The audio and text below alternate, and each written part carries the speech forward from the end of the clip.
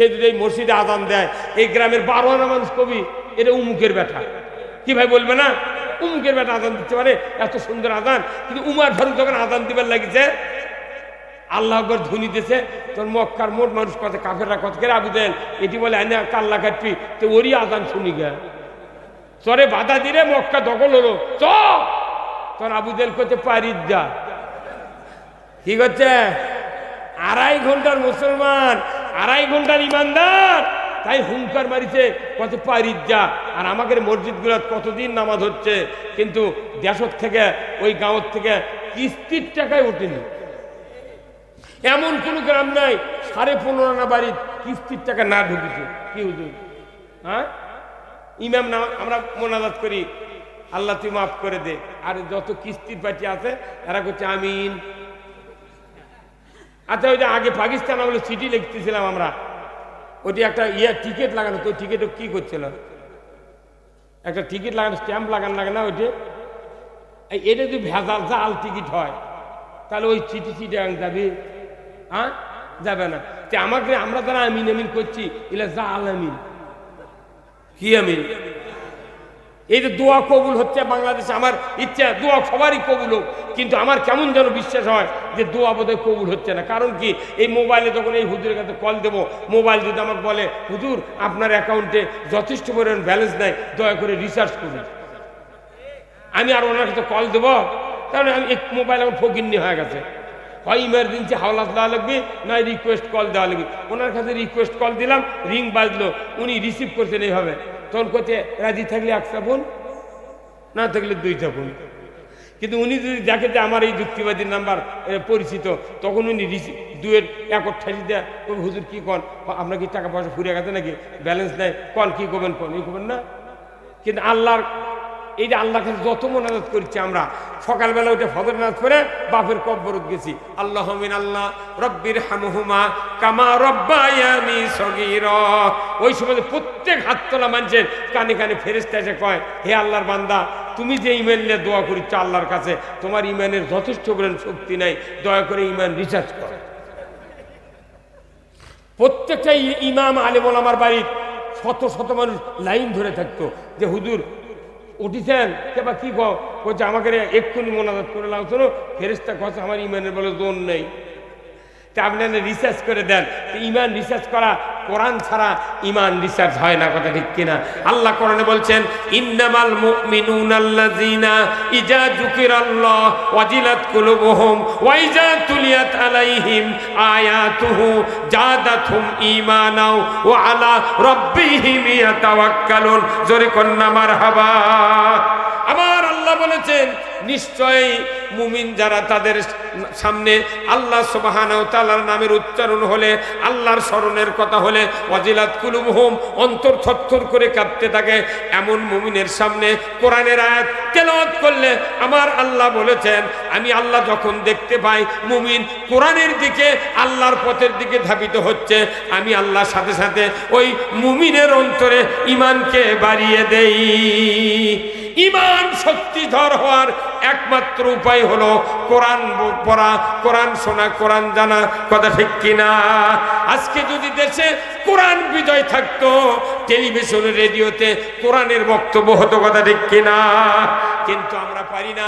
এদেশে কোরআন বিজয় করা যাচ্ছে না, মানুষেরকে ইসলাম বুঝানো যাচ্ছে না। ইসলাম যদি বুঝান না যায়, এদেশে ইসলাম কায়েম হবে না। মাদ্রাসার উপকারিতা যদি বুঝান না যায়, মানুষ ছেলে পেলে মাদ্রাসায় দিবে না, কথা ঠিক কিনা? যারা মাদ্রাসা করেছেন, কিন্তু দেখেন ওই গ্রামে মাদ্রাসা, ওই গ্রামে হাফেজত পড়ে না, কারণ কি ওই গ্রামের লোকেরা মাদ্রাসার বোঝে না।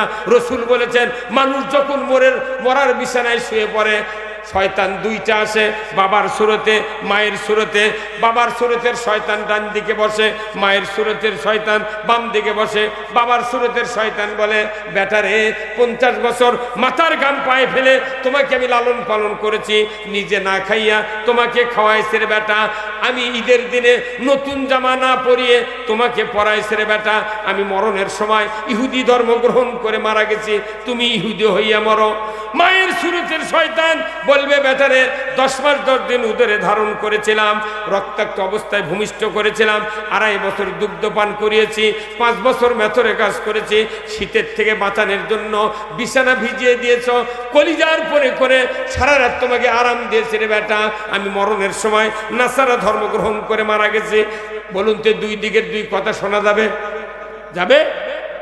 আমার নবী বলেছেন ওই সময় যদি একটা নেককার সন্তান থাকে, হাফেজে কোরআন আলেম বেটা, আপনার যদি কোরআন প্রেমিক একটা সন্তান থাকে, ওই সন্তান ওযু করে সূরা ইয়াসিন তেলাওয়াত শুরু করে, রাসূল বলেছেন কোরআন শোনানোর সাথে সাথেই ওই বাবার অন্তর থেকে বুঝবে এই তো আমার সেই সন্তান যাকে আমি লক্ষ্মীপুর মাদ্রাসায় দিয়া হাফেজ বানাইছিলাম, আলিম বানাইছিলাম, আমার মাথার গাম পায়ে ফেলে বেটাকে আলিম বানাইছিলাম, এই তো আমার সেই সন্তান।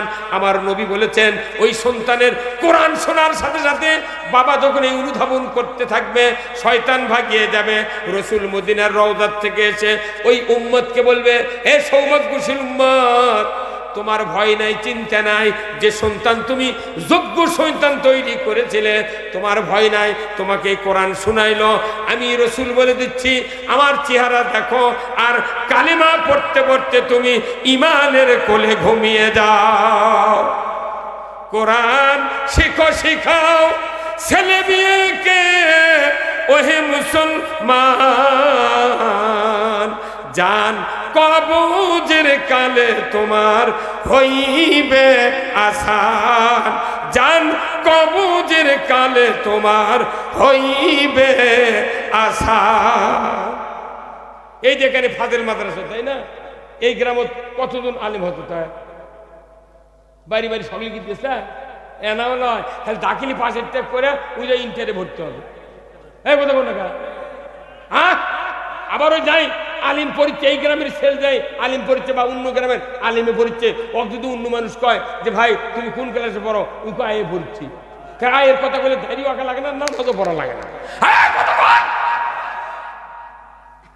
আপনার কি মাদ্রাসা ভালো? এই গ্রামের প্রতিটা বাড়ি বাড়ি আলিম থাকতে হবে। কেন থাকতে হবে? আপনার মরণের সময় কোরআন পড়বে। এমনও কিছু কিছু ছাত্র আছে আলিমে ফাদেলে পড়ে, গায়ের বাপ যদি মরে, ওই ছেলে যদি জানাজার দাঁড়ায়, গায়ের মানুষ কবি তোর পাতে নামাজ পড়বো, তুই এক্ষুনি বিড়ি খাইলো, কথা কয় না রে, কথা কয় না। হ্যাঁ, আমরা এক বাপের 7 বেটা, 7 জন নাকি মাদ্রাসাত পড়াছে, আমাকে দিন দিচ্ছে না। আরে 700 বিঘা 800 বিঘা ফের গারস্থ আমার ভাই গ্রামতে আছে, একটা মাদ্রাসাত পড়েনি, নামাজ পড়ে পারে না, বাপের জানাজা করে পারে, হাওলাত করে মুন্সিতে জানাজা করে। লাভ কি? অন্য মানুষের জানাজা আর আপনার বেটার জানাজা আকাশ পাতাল কমবার। এই যে আমাদের প্রধান অতিথি যোগ্য লোক, আপনাদের জামাই, এই গ্রামের জামাই, কন্ত ভাই আপনার পিঠের ভেতরে কোনোদিন চুলকায়নি? চুলকাইতো, কিন্তু দেখেন মেলা মানুষ আছে হাত কোনো হাতও পায় না, খালি চুল কাটছে কিন্তু হাতও পাচ্ছে না। ওই তখন বাইরে বাড়ির বাইরে তাদেরকে ঘরের কানি এইভাবে তখন মোষের লাগানিকে চুল কবে থাকছে, সিমেন্টের উপর যদি চুল কয়, যদি কাটে যায় ডায়াবেটিস থাকলে ঘাও শুকাবে। উনি আবার বাড়ির মধ্যে ঘুরে যাচ্ছে, আইসান করছে নইমের মা তুমি না চুল কাটে, তো পেটের চুল কাটছে। তখন ওনার স্ত্রী এক হাত দেয় চুল কাটছে, কিন্তু জিটি চুল কাটছে সেটি ওর হাত যাচ্ছে না। কারণ কি? একজনের পিঠ আর একজনের হাত। এই কথা কোন না? এখন আপনি রাগ করে চুল কাটছে তো খুব, আপনি রাগ করে তখন আবার 2 হাত দিয়ে চুল কাটছে, তাও আসল টাকা যায় না। কতক্ষণ নিজের হাতে নিজে যদি চুল কান হাতও পায়, ওটি চামড়া কাটে দেবে, রক্ত হবে, যতই চুল কায় ততই মজা। কেন বসো না তুমি? এটি একটা সিয়ার দেবা, একটা সিয়ার দিতে কেন? এ বাবা এই অনেকক্ষণ কেন একটা চেয়ার আমার না কি হয় রে, হাই স্কুলের মুলবি রে, মাস কি কামড়ে, আমি তো 500 টাকাইনি। না না যাবো আর যাবো না, একসাথে যাবো তো, আমার সাথে যায়নি। কি হতো তুমি? ও আমি 500 টাকাইনি তো। বসো বসো বসো। কথা হলো কি, আপনি যদি একটা আলেম বানান, আপনার সবচেয়ে জরুরি আপনি পিতা হিসেবে সার্থক। আপনার মার মৃত্যুর পর আপনার ছেলে যদি জানাজা করে, আপনি পিতা হিসেবে সার্থক। জানাজা করার ড্রাইভার নেই। ওই 30 বিঘা জমি এই মহাদেবপুর মাতার কিনে করছে, 4 বিঘা পুকুর, 6 বিঘা জমি। কি লাভ কি? এগুলো মূল হাওলাত করা মনছি আমাকে লিয়েছে জানাজা করে লাভ হবে না। আমি যখন কম রব্বির হামহুমা তখন আমার বাপের কথা মনে হবে। আমার বাপের কবর তুমি সোয়াবের ঢল, আর আপনার বাপের কবর লেওর হবে, লেওর। টাকার দোয়া কান্দে না, টাকার দোয়া কান্দে না। বাংলাদেশ বনেছে রসুলের হাদিস বলছে, আল্লাহর নবী বলছেন, দুনিয়ার উম্মতরে তোমরা শুনে রেখে দাও, নিজের সন্তান যদি জানাজার মুসল্লার যদি ইমাম হতে পারে, ওই ইমামের ছানা পড়তে কমপক্ষে 2.5 মিনিট লাগবে। মেলা ইমাম আছে আরবি দিয়া ছানা পড়ে, কিন্তু জাল্লা ছানাও কাজে জানাজার ছানাত পড়া লাগে। কিন্তু মেলা ইমাম হয়তো ভুল করেছে, ধীরে কয়তো ধরে ফেলবেন আপনি। ওইটা খালি ঘের ঘের করে করলো, জাল্লা ছানাও করলো না, কিছু করলো না, আপনি ধরতে পারেন। হ্যাঁ, ধরতেই পারবেন না আপনি। আবার দরুদ শরীফ জোরে পড়ছে, ওরে আসতে পড়ছে, এক দরুদ পড়তে 1.5 মিনিটের মধ্যে দরুদ শেষ করে দিবি। দোয়া পড়বি 2 মিনিটে, মাত্র 3-4 মিনিটে জানাজা শেষ, সালাম ফিরে চললে বাসে। কিন্তু আপনার বেটা কি করছে? আপনার ছেলে যদি জানাজায় দাঁড়ায়, নিয়ত হবে, তাকবীর হবে, সানা হবে, কমপক্ষে 3 মিনিট লাগবে। দরুদ শরীফের ভেতরে 2 জন নবীর নাম। এক নবী মায়ের পেটে থাকতে বাবা দুনিয়ার থেকে বিদায় হয়েছেন, আর এক নবীর বাবা ছিল, মা ছিল, কিন্তু বাড়িতে ভূমিষ্ঠ হতে পারে নাই, পাহাড়ের গুহার ভেতর ভূমিষ্ঠ করেছে। ও আল্লাহ, আমি তো এমনটি হই নাই, আমার পিতা আমাকে 50 বছর লালন পালন করে মাদ্রাসায় লেখাপড়া শিখে মুসল্লার ইমাম তৈরি করে আমাকে রেখে দুনিয়ার থেকে বিদায় হয়েছেন। আল্লাহ, আমি ওই 2 নবীর নামের দরুদ পড়লাম। আল্লাহ, ওই 2 নবীর নামের শপথ করে বলছি, আল্লাহ আপনার ইজ্জতের কসম, আমার বাপ মা জীবনের গুনাহ আপনি মাফ করে দেন। মুখে দরুদ হবে, অন্তরে মাগফিরাত কামনা করবে কার কাছে? আল্লাহর কাছে। এরপরে 3য় তাকবীর হবে, দোয়া শুরু হয়ে যাবে। এই দোয়া লম্বা দোয়া, আস্তে আস্তে পড়বে, অন্তর ভারাক্রান্ত হয়ে আল্লাহর কাছে কামনা করবে। নবীজি বলেছেন, ওই সন্তানের যদি 1 ফোঁটা চোখের পানি মাছির মাথার মতো নাকের ডগার দিকে গড়ায় গড়ায় আসে, আমার রসুল বলেছেন, ওই খাটনির উপরই আপনার পিতা মাতার জীবনের গুনাহ আল্লাহ তাআলা মাফ করে দেয়। ওয়াকাদা রাব্বুকা আল্লাহ তা'বুদু ইল্লা ইয়াহু ওয়া বিল ওয়ালিদাইনি ইহসানা। আল্লাহ নিজে বলছেন, আমার ইবাদতের পর তোমরা সন্তানেরা পিতামাতার খেদমত করো। আজকে মাদ্রাসা বাড়লো, মসজিদ বাড়লো, পিতামাতার খেদমত হারালো। কে বিয়ে করলে আর বাপ মাও দেখে না, ওই ভেনু হেসেল খুলে ঘরের দুয়ার ওই পার খুলে ওই লিভামরা খালি করে খাচ্ছে, কোনো টেনশন নেই। আবার কিছু কিছু হুজুর আছে, আমরা এখানে দাওরা পাস আলিম পাস করছি, টাউনের যা বাপ মগ ছুঁয়ে টাউনের যেন মুয়াজ্জিন করছে, হোটেলের ম্যানেজারি করছে, কামের ভয়ে বাড়ি কি পাগল। আর যাই বাপ মায়ের খেদমত করলো, বাপ মা খালি হাত তুলে দোয়া করে, শিকারির গুলি মিস হবে, সন্তান ওই পিতামাতার দোয়া মিস হবে না। আর এই সন্তান যদি নামাজি হয়, আলিম হয়, এই সন্তান কিয়ামতের দিন পিতামাতার মাথায় নূরের তাজ পরাণের মতো যোগ্যতা অর্জন করবে। একজন হক্কানি আলিম, এই আপনাকে লক্ষ্মীপুর ফাদেল মাদ্রাসা, এই মাদ্রাসা যদি একজন আলিম হয়, ফাদেল কামেল পাস করে, এই আলিম কিয়ামতের দিন 70 জন মানুষের সুপারিশ করে আল্লাহর জান্নাতে। আর একজন হাফেজ 10 জন মানুষের সুপারিশ করে আল্লাহর জান্নাতে দিবি। এগুলার ফজিলত পাওয়ার কেউ চিন্তা করে না। খালি করছে নেতার পাতে ঘোর, আর তুই কেমন করে সড়ক করবো, আর বিড়ি খাওয়া শিখবো, আর টাকা দিয়ে কতক্ষণ দেখে, আর কেজিত করে বেদি বানাচ্ছে, 22 বছর পর আছে হাঁস ধরিতে আর খাচ্ছে। কতক্ষণ আলিম বানান, আপনি জান্নাতে যাবেন। আলিম বানান, জানাজাত আপনার জীবনের গুণে মাফ হয়ে যাবে। আপনি এই কামটা করলেন না। এই আমি ইয়াদ গেছি, বুঝছেন, এই জয়পুরহাট নাই, মা একটা সভাত গেছে আসতে 3 বছর আগে। একটা যুবক, খুব স্মার্ট যুবক, আচ্ছা আমাকে বলছে, হুজুর একটা দোয়া করবেন তো। আমি কিসের দোয়া চাচ্ছ? বলছি, হুজুর আমার স্ত্রী গর্ভবতী, যদি একটা বাচ্চা আল্লাহ দেয় সন্তান, তাহলে আমার বংশত বাচ্চি দেওয়ার সন্তান দেয়। কি দেওয়ার? বাচ্চি। আমি কোনো আল্লাহ এই সন্তান, এই যুবকের যা কলিদের চিন্তা তুমি কবুল করো, আল্লাহ অব দিয়ে দাও, বাচ্চি ধরানেরই দাও। এখন 1 বছর পর আমি আবার ওই এলাকার সভাত গেছি, ওই যুবক মানে রাগ রাগ ভাব, বুঝছেন, আমার কাছে আজ সালাম দিল খুব জোরে, তাকাচ্ছে খুব বড় বড় চোখ। আমি ভাই ভালো আছেন? বলছে ভালো খোঁজেন আপনি? কি করছি? বলছে আপনার থেকে দোয়া নেনো, আমি তো কোথাও যারা বংশত বাঁচি দেওয়ার শোল লিখবি, তা হয়নি, তো কি হতে? করছে বিটি চল হবে। তা আমি কোন বিটি চল হতে তুই তুই আরে যখন এই ধর কারেন্ট আছেন না, তোর হারকিন কে ধরার ছিল সন্ধ্যার সময়? করছে মেয়ে চল, মেয়ে মানুষেরা, তুই তো হারকিন বাঁচি দেওয়ার মানুষ, তুই বাঁচি দেওয়ার মানুষ, আল্লাহ ওই দিন মেয়ে চল তোর দিতে, তুই যে হারকিন ধরনের লোক চাচ্ছ কত কর না? তুই কি করছিল মসজিদের ইমাম দে, মুয়াজ্জিন দে, তুই মাদ্রাসার হুজুর দে করছিল? করছে না, তুই চাচ্ছেই ভুল করছিস। কত কর জানেন? বেশি বেশি ধনী আমি দেখেছি, 75% ধনী মানুষ যারা, এরা মনে মনে চিন্তা করে যে আমার যে ঐশ্বর্য সম্পদ এটা মানুষকে দেব, মানুষকে দেব।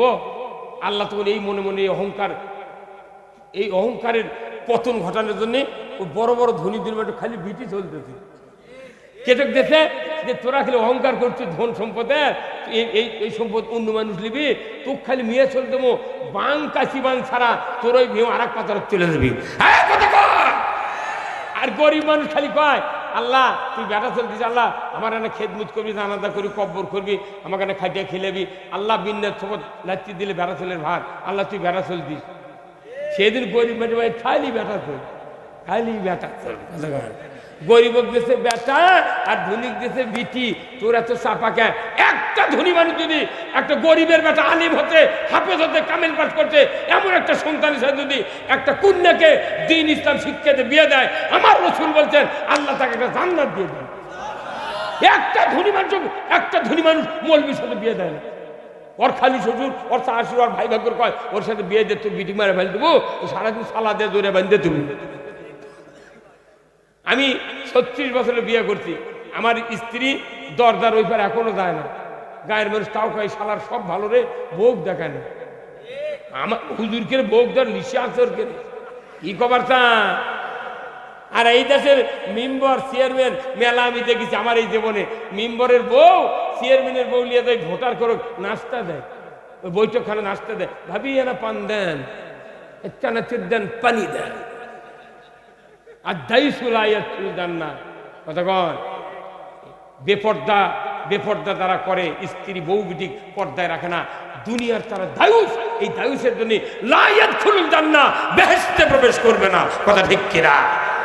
ও সন্তান, ও বাপ মা যারা আছেন, নিজের একটা সন্তান যদি বড় হয়ে যায়, পড়ানোর সুযোগ নেই, বেটার আলিম বানান, আপনি মৃত্যুর পর জানাজা করবে, ইনশাআল্লাহ আপনার খাটনিতে আল্লাহ আপনার জীবনের সব গুনাহ মাফ করে। আল্লাহর নবী বলেছেন দুনিয়ার কোন মানুষের একটা সন্তান যদি হাফেজ হয়, এই হাফেজ সন্তান যদি বাবার আজকে আসরের সময় মাটি হলো, পরের দিন সকাল থেকে 41 দিন পর্যন্ত, মিশকাত শরীফের হাদিস, রাসূল বলেছেন 41 দিন পর্যন্ত এই নেককার সন্তান যদি বাবা মার কবরের পাশে দাঁড়িয়ে সূরা ইয়াসিন প্রতিদিন 41 দিন যদি তেলাওয়াত করতে পারে, রাসূল বলেছেন কিয়ামত পর্যন্ত ওই পিতামাতার কবরের আযাব আল্লাহ তাআলা মাফ করে দেয়। সারা বছর অন্তর সূরা ফাতিহা পড়ার টাইম, ঈদের দিনে জায়নামাজ নিয়ে যা কবরত করছে, আসসালামু আলাইকুম ইয়া হালাল কুবুর। বাপের ওটি ধাক্কা লাগলো, ইল্লিন সিদ্দিনে গেল, ওর থেকে আল্লাহ কোলাই উমুকের রুহু গিয়ে হাজির কর, ওর বেটা আসছে সালাম দিতে, ওই ওয়ালাইকুম সালাম কম। আর ওই রুহু এসে কয় বাবা সারা বছর তোর খোঁজ নাই, তুই আজ আমাকে বেরোত্ব করবে, খেতে খাচ্ছ কথা কর না। উনি ঈদের দিন সারা বছর নামাজ পড়ে না, ঈদের দিন যায় নামাজ ভারত করে নিয়ে তুলোকে কান দিয়ে ভরে দিতে আতর দিয়ে, উনি যাচ্ছে মানে পীর সাহেব সাজিতে। একদিন যদি খালি দিন দেওয়া গেল হয়নি, তার হাট বাজার করা লাগলো হন না। 5 ওয়াক্ত নামাজ যারা নামাজ কায়েম করে না, এরা নবীর দরদ থেকে বহিষ্কার। মান তারাকাস সালাহ ফালাইসা মিন্নি, যে ব্যক্তি নামাজ তরক করলো সে আমার দলভুক্ত নয়। যদি বহিষ্কার হয় কেউ, তাক দিয়ে থানার কোনো তদবির চলে না। বিএনপি আওয়ামী লীগের কোনো নেতা যদি বহিষ্কার হয়, ওই নেতা যদি আরেকজন লোক হইলে থানার তদবির করে যায়, মূল দলের নেতারা কয় স্যার ওই কোনো আমাদের বহিষ্কার নেতা, ওর কথা তান শোনেন না।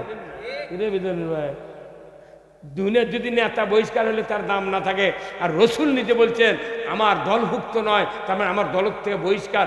4 লাখ টাকা 3 লাখ টাকার কুরবানি দিয়ে ইমামকে কইতে হুজুর দেখবেন আমার কুরবানি কিরকম হচ্ছে। যার নামাজ নাই আর কুরবানি দেওয়ার থেকে না দেওয়াই ভালো। আল্লাহ কোরআন কত কুল ইন্না সলাতি ওয়া নুসুকি ওয়া মাহিয়ায়া ওয়া মামাতি লিল্লাহি রাব্বিল আলামিন। আমার নামাজ, আমার কুরবানি, আমার বাঁচা, আমার মরা সেই বিশ্বজাহানের পালন কর্তার জন্য। আল্লাহু আকবার। নামাজটা আল্লাহর জন্য নয়, ওই অনলাইনে কুরবানি দিতে ঢাকা গাবতলি হাঁটতে উড়াতের সাথে দাম লেখা দিছে, মোবাইল নাম্বার দিছে, তুমি অনলাইনে ওই গরু কেন? এই কথা বলেন। এই ঢাকার যারা বড় বড় ব্যবসায়ী আছে এরা কুরবানি দেয় কেমন জানে? কুরবানি করে এরা গোস্তর গামলা লিয়া মিসকিনে ভাইয়ের গোস্ত লিয়া 3 তালা তোটে, 4 তালা তুটে জানলাতে ফেলে দেয়, ওটি কারাকের লেগে মানুষ মরে যায়। কি হুজুর অত সোদালে এইভাবে মিসকিনরা যদি খালি হরতাল রাখে কারু গোস্ত নেবো না, ওর কুরবানি পৌঁছে দেবে।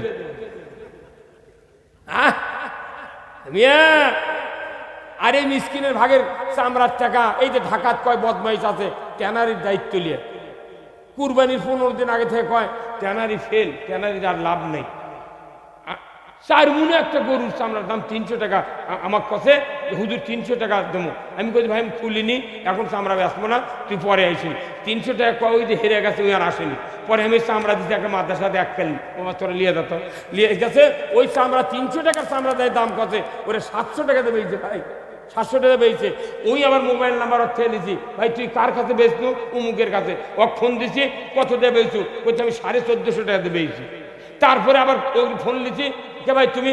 আমি 2200 টাকা দিয়ে বগুড়া কালীতলা দত্তবাড়ি ওই ইয়ে দিছি, আরো তোর দিছি। উই আবার বেরিয়েছে। আমি তখন ভাই ভাই ওর ঢাকার মহাজন, ওই না হলে 3000 3500 বেরিয়েছে। পরে আবার শূন্য, তাহলে এই চামড়া কোনটি যায়? বলছে ভারতত যায় পাকা করার জন্য। তাহলে এই চামড়া ভারতত কত দিয়ে বেচে? বলছে 7,500। বেচার পর ওই চামড়া আবার কিনে নিয়ে বাটা কোম্পানি, পায়ে পায়ে শু কোম্পানি এরা চামড়া জুতা বানায়। একটা করে চামড়া 10,500 টাকাতে কিনে নেয় ওরা। 10,500 টাকাতে কিনে নিয়ে 60,000 টাকার চামড়া বেচা, খালি জুতো কাল্লার চামড়া দিয়ে 3-4 জোড়া স্যান্ডেল 499 টাকা পিস। বাটা জুতো তাও গোড়ার দাম লেখা আছে। এটা গরিব টাকা পাবি দেখা চামড়া কেউ লিখছে না। বকরির চামড়া ফ্রি, ভেড়ার চামড়ার দাম নাই। গরু 300 হয় দে, না হয় না। কি সিন্ডিকেট জানেন? এলা গেলে বাটা কোম্পানি পায়ে পায়ে শো জুতার কারখানা খালি ধনী বানাচ্ছে পাগল। আর গরিব দেন টাকা পালে হনি এক চামড়া 20 টাকা দেবে, 5000 লোক যদি দেয় তাহলে ওই টাকা শরবত করা লাগবে। কি ভাই এগুলো হচ্ছে? দেখো আমি করছি তো, এইগুলো হচ্ছে। এখন এই কথাগুলো তো জুম্মত হবে না, শোভাত হবে না। আমি নিয়ত করছি এই আসল ক্ষতিগ্রস্ত হচ্ছে মানুষ সব দিকে। জাকাত, চামড়া, ফেতরা, ওসর, এই 4টা খাত যদি বাংলাদেশ চালু থাকতো, একটা লোক কোনো এনজিওর কাছে কিস্তি নেওয়া লাগিত না। কতক্ষণ? তাহলে এই কিস্তি তুলে যদি না পারি আমাকে ইমান থাকিচ্ছে না। কোন তো অজু করে 22 সালে অজু থাকে, রোজা করে দুপুরে ভাত খেলে রোজা থাকে, নামাজ পড়ে মধ্যে সন্ধ্যে করছি, বাবা আমাকে গরু জাফর তাই খরচ দিয়ে যাচ্ছে। নামাজের মধ্যে আমি করছি, বাবা জাফর কেন দেরি করে আমি নামাজ পড়ে বাড়াই, নামাজ থাকবে। তাহলে আপনি নামাজ ভঙ্গের কারণ জানলেন, অজু ভঙ্গের কারণ জানলেন, রোজা ভঙ্গের কারণ জানলেন, ইমান যে ভাঙ্গে যায় কি কারণ জানলেন না? গা সুদ খালে সুদ দিলে ইমান থাকে না। তাহলে আমাকে সব দিকে ব্যারাম বেদি ক্যান্সারে পরিণত হচ্ছে। কোনটা ওষুধ দেবো আমার বাড়ির চিন্তা ভাবনা করি, কি কই? মানুষের দুর্দশা, সমাজে এই দুর্দশা। কোরআন আছে, সমাধান হলো না। তাহলে বোঝা যাচ্ছে আমরা কোরআনের উপর এখনো ঈমান আনতে পারি নাই। এই কোরআন দিয়ে পৃথিবী চলুক। কারা কারা চান? দুহাত তুলে আল্লাহকে দাও, লিল্লাহি তাকবীর, নারায়ে তাকবীর। যাদের পিতা, যারা পিতা আছেন, সন্তান যদি ছোট থাকে এখনই মাদ্রাসার দেন ভাই। যদি সন্তান বড় হয়ে যায় লাতিক দেন, না নাতিক বানান, আপনি হাফেজ বানান, আলেম বানান, আপনি বাঁচতে পারবেন, আমি বাঁচতে পারবো। সন্তানও যদি আলেম না বানান বাঁচার উপায় নাই। এটা প্রথম কাজ। দ্বিতীয় কাজ হলো আপনার স্ত্রী আছে না? স্ত্রী আছে না সবারই? যারা বিয়ে করে তাদের স্ত্রী আছে। আপনাকে দায়িত্ব দিয়েছে রসুল যে তুমি মৃত্যুর আগে স্ত্রীকে জান্নাতি বানাও। মৃত্যুর আগে স্ত্রীকে জান্নাতি বানিয়ে মরা লাগবে। আমি যদি ব্যর্থ হই স্ত্রীকে জান্নাতি বানানোর জন্য, আমিও জান্নাত পাবো না, স্ত্রীও জান্নাত পাবে না। তাহলে সবচেয়ে বড় দায়িত্ব স্ত্রীকে জান্নাতি বানান। আমরা কি পারবো? রাজি আছি? আল্লাহ রসুল বলেছেন কিয়ামত হয়ে যাবে, মানুষগুলি দুই ভাগে বিভক্ত হবে, এক ভাগ জান্নাতে যাবে, এক ভাগ জাহান্নামে যাবে। জান্নাতি হয়ে যাওয়া ভাগগুলির মানুষের ভেতর থেকে জান্নাতুল ফেরদাউসের ভেতরে আল্লাহর একজন বান্দি কিছুদিন পর হাউমাউ করে কান্নাকাটি শুরু করবেন। আল্লাহ বলবেন, এই ফেরেশতা দেখো না, জান্নাতুল ফেরদাউসের ভেতরে আমার এক বান্দি এত চিৎকার করে কাঁদে কেন, কি হয়েছে সমস্যা? ফেরেশতা গিয়া বলবে, আল্লাহর বান্দি কেন কাঁদেন, কি হয়েছে আপনার? আল্লাহর বান্দি বলবে, আল্লাহর ফেরেশতা, আমি দুনিয়াতে 70 বছর বেঁচেছিলাম, আমার একটা চরিত্রবান স্বামী ছিলেন, আমাকে বিবাহ করার পর প্রথম মোহরানা পরিশোধ করেছিলেন। আল্লাহু আকবার। বাংলাদেশে কি মোহরানা পরিশোধ হয়? কি ডাকাতি! আল্লাহ রসুল বলছেন, যারা বিবাহ করলো মোহরানা পরিশোধ করলো না, কিয়ামতের দিন জানাকারের কাতারে ওঠালো। এই যে ব্যবসা বাণিজ্য, আম, তারপর ধান চাউল, কত কৃষিকাজ করছে, আরে বছরে 5,000 দিলে 10 বছরে মোট মোহরানা শোধ হয়ে গেল। খালি করছে, দেখো রে নইমের মা, তুমি যদি আমার মোহরানার দাবি শোধ না করো, তোমাকে টাচ করবো না। এখন বউ চিন্তা করছে, ডিজিটাল যুগ, পালসার গাড়ি দিয়ে আমার বাপ বিয়ে দিয়েছে, প্রথম দিন যদি কাজে করি তার তো বিপদ। তখন করছে মাপ দিলাম, 6 মাস পর চর মারিছে গালত, তখন করছে তো মুখ দিয়ে মাপ দিয়ে তোর অন্তর দিয়ে দিইনি। কি লাভ? কি লাভ? মোহরানা। ওই মেয়েটি বলবে, আল্লাহর বান্দা আমাকে বিবাহ করেছিল, মোহরানা পরিশোধ করেছিলেন, আমাকে ইসলাম দিন পর্দা কোরআন হাদিস দিয়ে আমাকে তৈরি করেছিলেন, আমি সারা জীবন মৃত্যুর আগ পর্যন্ত আল্লাহর গোলামি করেছি, রসুলের আদর্শ মেনেছি। আল্লাহ কিয়ামতের বিচারের পর আমাকে জান্নাতুল ফেরদাউস দিয়েছেন, আমি সুখী হয়েছি। কিন্তু দুঃখ একটা, আমার স্বামীকে মৃত্যুর পর থেকে আজ পর্যন্ত চোখে দেখি না, জান্নাত ভালো লাগে না। আজকে বেহেশতের ভিতরে যদি দুনিয়ার ওই চরিত্রবান স্বামীকে দেখতে পাইতাম, আমার কলিজাটা জড়িয়ে নিতাম। আল্লাহ বলবেন, ফেরেশতা মুহূর্তকাল দেরি করো না, দেখো না এই বান্দির স্বামী কোন বেহেশতে আছে। ফেরেশতা খুঁজতে খুঁজতে খুঁজতে 8 নম্বর জান্নাতে দেখবেন আল্লাহর একজন বান্দা ফুপিয়ে ফুপিয়ে কান্নাকাটি করছেন। লোকটিকে বলা হবে, আল্লাহর বান্দা তুমি কাঁদো কেন, কি দুঃখ বেদনা? জান্নাত তো কান্না করার জায়গা নয়, সুখ উপভোগ করার জায়গা, তুমি কেন কাঁদো? লোকটি বলবে, আল্লাহর ফেরেশতা, দুনিয়ার জমিনে আমি 80 বছর বেঁচেছিলাম, আমার একজন চরিত্রবান মুমিনা সলেহা একজন স্ত্রী ছিলেন, আমি তার মোহরানা পরিশোধ করেছিলাম, ইসলাম শিক্ষা দিয়েছিলাম, দিন শিক্ষা দিয়েছিলাম। আমার মৃত্যুর পর থেকে আজ পর্যন্ত আমার ওই স্ত্রীকে চোখে দেখি না, আমার জান্নাত ভালো লাগে না। 70 জন হুর গেলেমান আল্লাহ তাআলা আমার খাদেম হিসেবে দিয়েছেন, কিন্তু আমার ভালো লাগে না মন। ওদের ভেতরে যদি আমার ওই দুনিয়ার চরিত্রবান মুমিনা সলেহা স্ত্রীটা দেখতে পাইতাম, আমার কলিজাটা জড়িয়ে নিতাম। আল্লাহ বলবেন, ফেরেশতা মুহূর্তকাল দেরি করো না, যে বান্দা আমার স্ত্রীকে জান্নাত হিসেবে তৈরি করার সহযোগিতা করেছিল, আমি তার কর্মকাণ্ড সব কবুল করেছি। আমি তোমাকে হুকুম দিয়া দিলাম, ইচ্ছা করলে আমি স্ত্রীকে ডিমোশন দিয়া স্বামীর কাছে দিতে পারতাম, কিন্তু দিব না, আমি হুকুম দিয়া দিলাম, আমার ওই বান্দাকে প্রমোশন দিয়া স্ত্রীর জান্নাতুল ফেরদাউসে দিয়া দাও। সতী নারীর পতি হাইরে পর্বতেরই চূড়া, অসতী নারীর পতি ভাঙ্গা নায়ের গোড়া, খালি পায়ে হাঁটা ভালো কষা জুতা যারো, দেশ হতে বিদের ভালো কল্যাণ নারী যারো। কে চরিত্রবান স্ত্রী হলে সেই স্ত্রীর স্বামী পাহাড়ের চূড়া। আল্লাহু আকবার। নাম হলো ময়না, গাল ফুলে তাকে কথাই কয় না। চিরা গেছে শাড়ি, আজি যদি কিনা না দাও চলে যাব কিন্তু বাপের বাড়ি। মিয়া মাসকুল পাউকে আলোক করেই থাকে, সারা জীবন মুট করে দিয়েছে, খালি একটা দিন হাটত থেকে আনেননি, সেই দিনে 10 বছরের শ্রম শেষ। তোমার সাথে বিয়ে হয় আমার জীবনটাই শেষ। এই কোয়ার সাথে সাথে রসুল বলছেন 70 বছরে আবাদত শেষ। মহিলার মুখ, মুরগির মুখ আর মৌলবীর মুখ, কয় মুখ হলো? মহিলার মুখ, মুরগির মুখ আর মুন্সির কয় মুখ? এই 3 মুখ হিংসের আঁটি। আমার বাড়ির মুরগি আছে, বলতেন দেশি মুরগি। সকালবেলা উঠে আমি মুরগি খাবার দিই, প্রায় 50-60টা মুরগি। আজ না পারে অত্যাচারে বগুড়িতে খাঁচা কিনে লেছে, মোট বাচ্চা খাঁচার মধ্যে তুলে তুমি তুর্কক দিচ্ছি, ওটি এক মোট, ওটি এক মোট, 5 খান্তি দিচ্ছি। তোরা 5 খান্তি 5 ভাগ খাওয়ালি খা। একজন মাংনায় দৌড়চ্ছে, এক এক ঠোকর, এক তারা, এক সবল দিয়ে ওকে দাবিয়ে ফেলে দিচ্ছে। আমার তখন একদম লেখাপড়া জানে না, আমি মনের দুঃখে বাড়ির মধ্যে চিন্তা করি কে ব্যাপার দিবি, এক খুদ দিচ্ছি ইঙ্গে তারা দিচ্ছে। তাই যে আমার গিন্নি কলকের মুখ দিয়ে তারাই খেয়ে কোথায় আপনি জানেন না, হিংসুকে নাইটিও না। দেখো 4 হুজুর দেখবেন যে হুজুর যদি 50 জন 1 কেন্দ্রে হয়, দেখবেন যে ওট লাগিয়ে গেছে। দেশের মোট মাট করছে, হুজুরাই ঠিক নেই, আমরা কি করবো? তোমরা আগে এক হোক, তারপরে যা পারো তাই করো। আজ কয় বছরের লাগিয়েছে এক হয়, এক হোক, কেউ এক হচ্ছে না। কেউ করছে আমরা হকপন্থী, উনি করছে আমি না হকপন্থী। একজন বেদাত, একজন আকিদা খারাপ। কে তোর উইলে বাই থেকে তুই ইসলাম কায়েমের পক্ষে এক হয় না, পরে তোর আকিদা তুই মা, আমার আকিদা মানব। কথা ইসলাম বিজয় হোক, এ দেশে কোনো টেনশন নাই।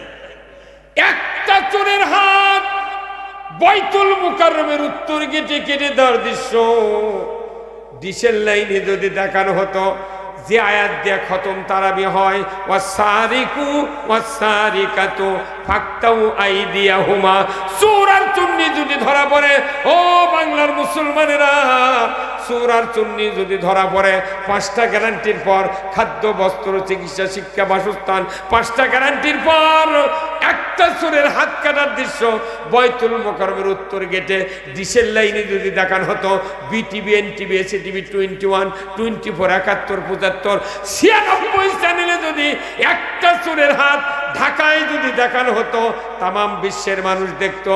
আল্লাহর ইজ্জতের কসম, হুন্ডা চুরি, গরু চুরি তো দূরের কথা, মসজিদে সুরা স্যান্ডেলও চুরি হতো না।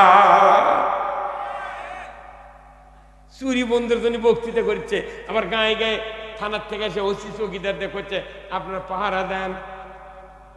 গায়ের 200 মানুষ 10 জনকে পালি করেছে, সারা রাত 10টার থেকে 3টে বন্ধ করছে, জাগো হে জাগো, কোরআনত কোনটি নেই, জাগো হে জাগো। খালি আইন করবি চোরের হাত কাটা, দুয়ার খুলে দে শুলে, তা হুন্ডা লাগবে না। আইন 5 মিনিট লাগবে, 5 মিনিটে বাংলাদেশ চুরি বন্ধ হবে। সেই আইনটা না করে ওরা জানে যে এই আইন যদি আমি করি তা আমারই হাত কাটছি, সেই জন্য ভয়ে ওরাই করে না রে পাগল। তে একটাবার চোরের হাত কাটা আইন কায়েম হোক, আপনারা চান না? এই কারা কারা চান হাত তুলতে থেকে? কারা কারা? না মারা কয় হাত তুলছেন? তে 1 হাত তুললে দিন হলে হলে, কিন্তু এক হাত তুললে মজা কি সম্পর্ক? 1 হাত তুলে না কেউ, কারণ কি 1 হাত তুললে মজা নেই, 2 হাত তুললে মজা। 2 হাত কেটে তুলে দেন, ব্যালট ছিল, ব্যালট ছিল। কথা কর, এইবার বাংলাদেশে মানুষ বুঝে দিবি। খালি ফুঁপে আছে, মেলা যুবক আমার কাছে ফোন করে, হুজুর আপনার যা বয়স তাতে মনে হচ্ছে 16 বছরের যুবক এলেন, কথা কন। তা আপনাকে একটা কথা, আমাকে বিয়ে পড়ার লাগবে আপনার। কে করছে? 16 বছর আগে ভোটার হচ্ছি, এখনো ভোট দেওয়ার পারিনি। আমি বাবক করছি বিয়ে ঠিক করবো, ভোটের আগে ভোট দিয়েছে ওই দিন শুনতে বিয়ে করবে। আর আপনাকে যদি হেলিকপ্টার দিয়ে আসান লাগে তাও নিয়েছে, আপনাকে দিয়ে বিয়ে করে নেবে। চিন্তা করছে এখন যুবকেরা ভোট দেওয়ার নিয়ত করছে, বিয়ে করে ভোট দেবে। এই মানুষের এই হাত একবার ব্রেক হয়েছিল, ব্রেক। এবার খালি আনা করছে, খালি জানা শিলটা মারিয়ে ফেললে। দেশ স্বাধীন করছি 54 বছর আগে রে, এই দেশ স্বাধীন করছি, ভোট দেওয়া গেল না। এই ভোট যদি খালি দিল হয়নি, এ কেউ ক্ষমতার থেকে বলল না, খালি হাতত ব্রেক দিয়ে বাইচে গেছে। বাইচে গেতে গেতে আল্লাহ আমাকে দেশ ঠান্ডা করে দিয়েছে। পুলিশের ভয় নেই, কিচ্ছু নেই। পুলিশ এখন 2 বছর আগে কথা, ওই স্বরাষ্ট্রমন্ত্রী আসাদুজ্জামান খান এই গাঁজা খায় গেছে, চোখের চারিদিকে উঁচু হয়ে আছে। এই কথা কন, তুই গাঁজা খাতে বুঝছেন, চোখ ফুলে গেছে মিন্দি, এর মানুষের চোখ অঙ্ক হবি কেরা? ই কথা দিয়া দাঁড়িয়ে রাখলে তার পুলিশের চাকরি হবে না। এখন আবার দেখেছি মেলা ওসি এসআই দাঁড়িয়ে দিচ্ছে। সেই আজ আমি কত হাজিরা, আজও কত হাজিরা দিচ্ছি, গতকালকে হাজিরা দিচ্ছি, আজও হাজিরা দিচ্ছি। দুই পুলিশ করতে হুজুর শোনেন তো আপনি কি বক্তা? মানে হ্যাঁ, তো বক্তাই তো। কোথা আপনি কি করেন? আমি কি কি শুনবেন কন? আমি পলিটিক্স করি। কোন পলিটিক্স? আমি কোন আল্লাহর আইন কায়েমের গো, তাহলে জামাতি করেন? হ্যাঁ, এই মরদ জামাতি করে। তে আপনি মুখ দাঁড়িয়ে গেছেন কোথায়? হুজুর 2 বছর আগে আমাকে দাড়ি কামিয়ে দিয়েছিল, কোথায় দাঁড়িয়ে আগে বেতন পাবো না। সে এখন দাড়ি সবলি ওই তারাগঞ্জে গেছি, রংপুর দেখি ওসি আছে সেই রকম দাড়ি, সবাই এখন দাঁড়িয়ে গিচ্ছে। দেয়ার যে পাল্টে গেছে বোঝে না, পাগল বোঝে না। দেয়ার ঘোরার পথে আছে। আপনার খালি আমার ধাক্কা দেন, এই দেশে ইসলাম কায়েম হয়ে যাবে। হ্যাঁ, ধাক্কা দিতে পারবেন না? হ্যাঁ, কবে ধাক্কা দেওয়া লাগবে? ওই ভোটের দিনে ধাক্কা। কয় হাতের ধাক্কা? 2 হাতের ধাক্কা। আল্লাহু আকবার। আমরা এদেশে ফাঁসির কাছে ঝুলেছি, জেল জুলুম ভোগ করেছি। আমরা এদেশে কোরআনের পার্লামেন্ট দেখতে চাই। কারা কারা আছেন? আগামীর বাংলাদেশ কোরআনের বাংলাদেশ, আগামীর বাংলাদেশ আলেম ওলামার বাংলাদেশ, আগামীর বাংলাদেশ ইসলামের বাংলাদেশ। লিল্লাহে তাকবীর, নারায়ে তাকবীর। আল কোরআনের আলো, সংসদে আলো, নারায়ে তাকবীর। আপনি জানা বন্ধ করবেন, কোরআনের আইন দরকার। আল্লাহ রসুল বলেছেন দুনিয়াতে সবচেয়ে বড় নিরাপত্তার আইন 3টি। দুর্গণ কয়টি?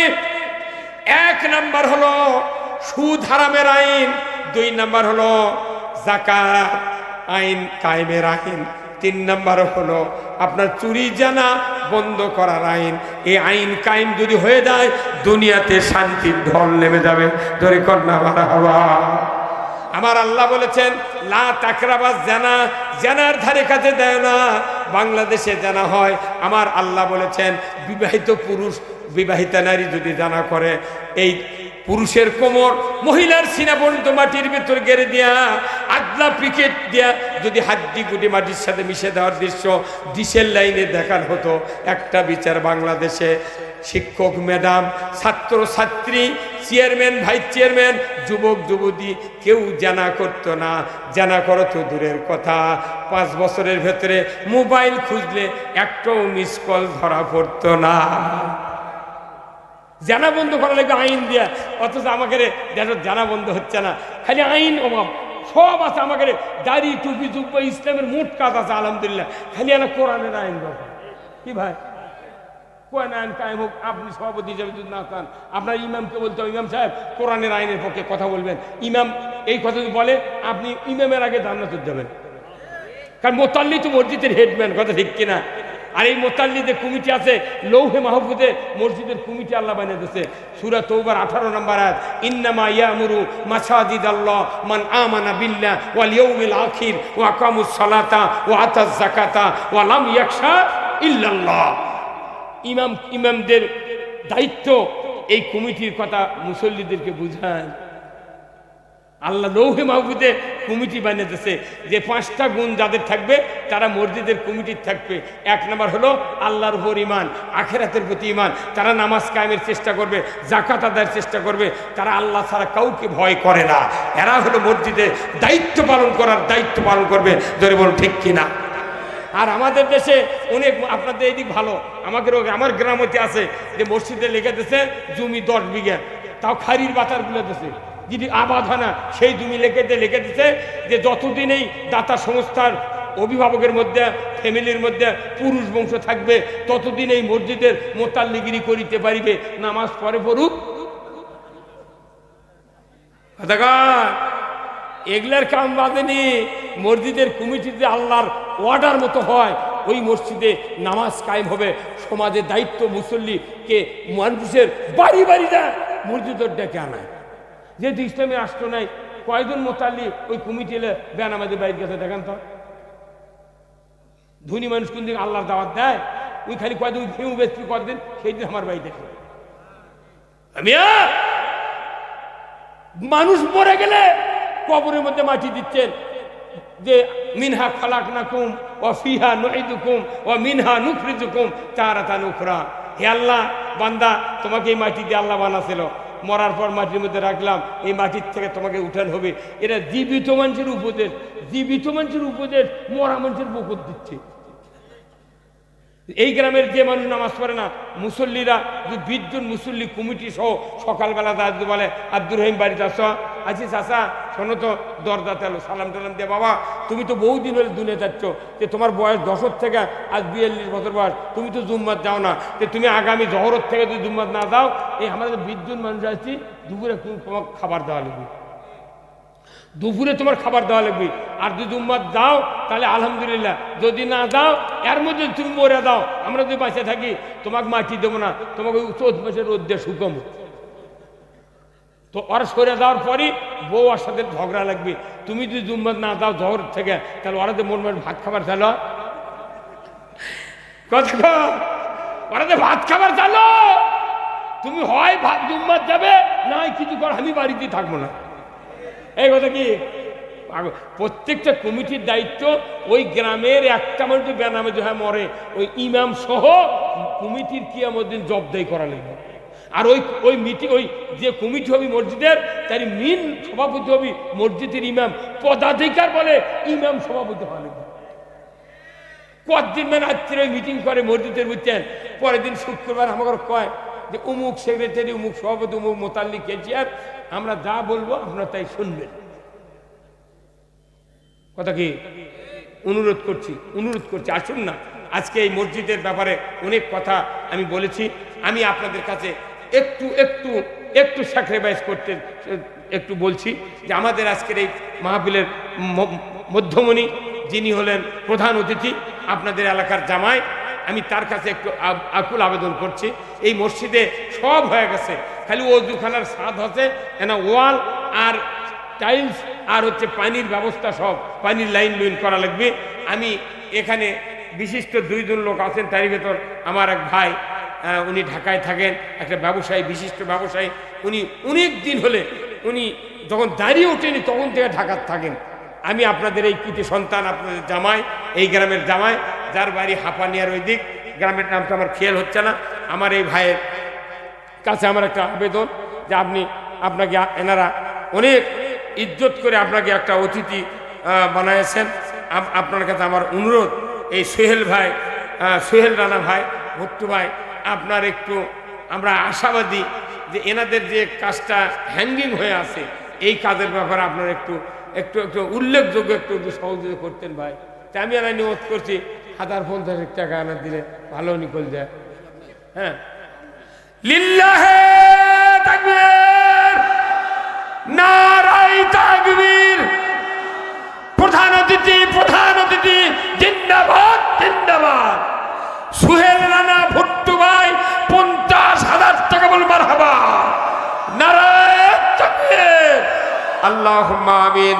আল্লাহ আমার সোহেল রানা ভাই, আল্লাহ বিবিষ্ট ব্যবসায়ী, কি সুন্দর চেহারা, আল্লাহ তার মতোই চেহারা নাকি তার একটা ভাগ্নে ছিল, আল্লাহ উনি দুনিয়াতে বিদায় হয়েছেন।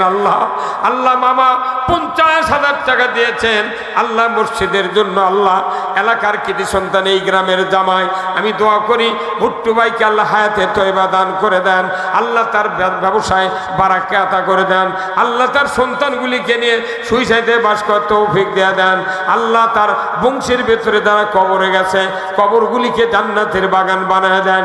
আল্লাহ যতদিন বাঁচবে সুস্থ অবস্থায় বাঁচার তৌফিক দিয়ে দেন। মরণের আগে একটা বার স্ত্রীকে নিয়ে খানায়ে কাবা হজ করার মতো তৌফিক দিয়ে দেন। জোরে কোন আমিন, লিল্লাহে তাকবীর। আসুন আমার ভাইরা, আর একজন ভাই শাহিন ভাই, কে আছেন? শাহিন ভাই।